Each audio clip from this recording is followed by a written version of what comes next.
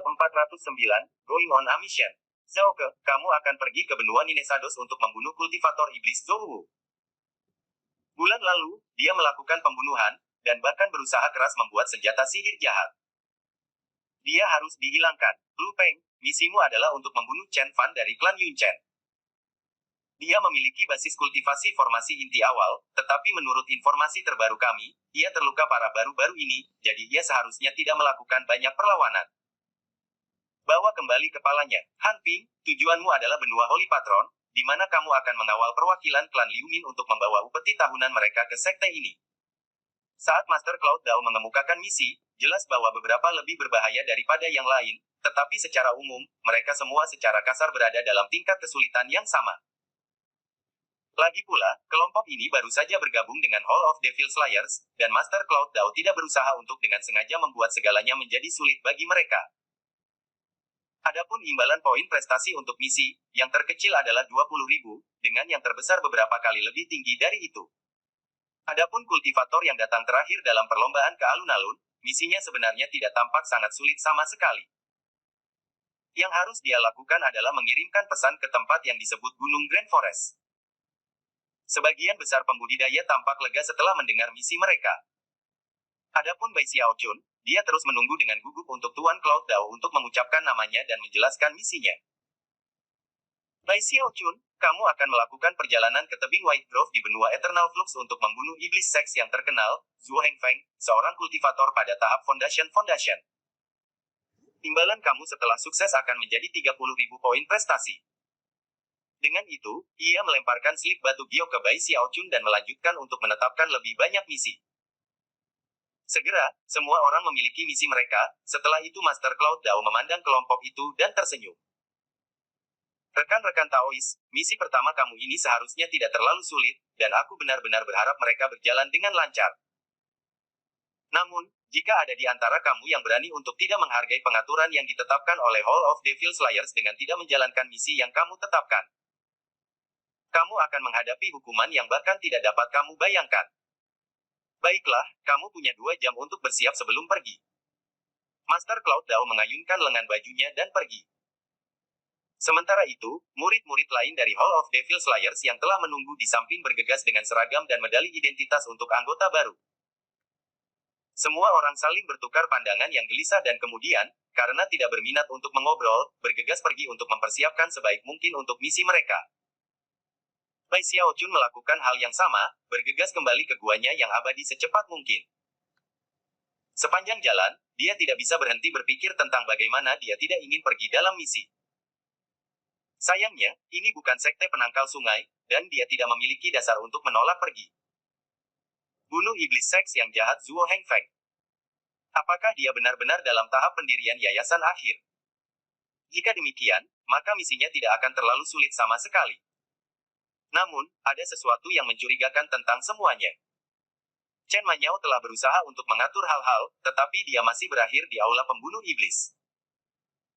Meskipun dia tidak yakin bagaimana Li Yuansheng melakukannya, dia tidak bisa menghilangkan perasaan bahwa misi pertama ini entah bagaimana akan sangat berbahaya. Setelah tiba di guanya yang abadi, ia duduk di sana dengan gugup, menunggu semua orang kembali. Zhang Fati besar datang lebih dulu, lalu Tuan Dewa Diviner, dan akhirnya, Chen Manyao, yang segera bergegas meminta maaf dan menjelaskan. Junior Patriark, aku benar-benar melakukan yang terbaik. Aku membuat beberapa pertanyaan setelah fakta dan mengkonfirmasi bahwa Li Yuansheng yang merusak rencana aku. Zhang Fati besar dan Tuan Dewa Diviner sangat marah. Meskipun mereka akhirnya pergi ke aula yang mereka inginkan, untuk Bai Xiaochun berakhir di tempat paling berbahaya dari semuanya, aula pembunuh iblis, membuat mereka marah. Bai Xiaochun menghela nafas. Pada titik ini, dia tidak khawatir tentang bagaimana dia berakhir di Hall of Devil Slayers, dia lebih peduli dengan betapa berbahayanya misi ini akan menjadi. Merengut di ambang air mata, Bai Xiaochun berkata, lihat, kita mungkin juga menjatuhkan topik itu. Cepat dan lihatlah misi ini untukku. Apa bahayanya? Aku harus pergi dalam waktu 1 jam. Dengan itu, dia melanjutkan untuk menjelaskan semua yang dia tahu tentang misi. Pelindung daunnya mengangguk serius, dan bukannya membuang-buang waktu duduk-duduk membicarakan masalah ini, mereka semua bergegas pergi untuk melihat apakah mereka bisa mendapatkan informasi. Namun, sangat sedikit waktu untuk bekerja. Bai Xiaochun dengan cepat mengemas apa yang akan dia bawa dalam misi, dan kemudian menyaksikan waktu yang berdetak di slip batu giok. Ketika hanya ada cukup waktu untuk membakar dupa, ia berjalan keluar dari guanya yang abadi, tampak sangat kecewa.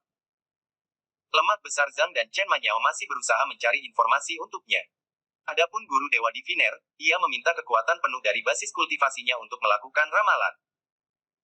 Jangan khawatir, Patriark Junior, katanya dengan muram.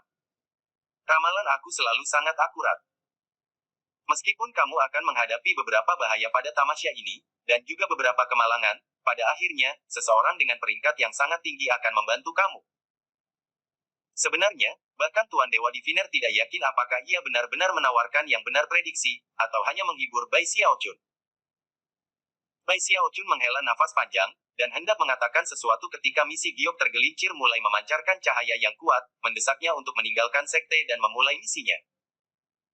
Bai Xiaochun mengertakkan gigi, dan dari sorot matanya, dia tampaknya siap untuk berhati-hati terhadap angin. Dengan itu, dia bergegas melewati portal teleportasi, di mana dia dibawa pergi ke benua Eternal Flux. Benua Eternal Flux adalah salah satu dari 97 benua dalam wilayah Starry Sky Dao Polarity Sect. Meskipun tidak dianggap sangat jauh, itu masih agak jauh dari sekte itu sendiri. Meskipun berada dalam jangkauan teleportasi dari Starry Sky Dao Polarity Sect, portal teleportasi itu sendiri berada di tepi benua, agak jauh dari tebing White Grove itu sendiri.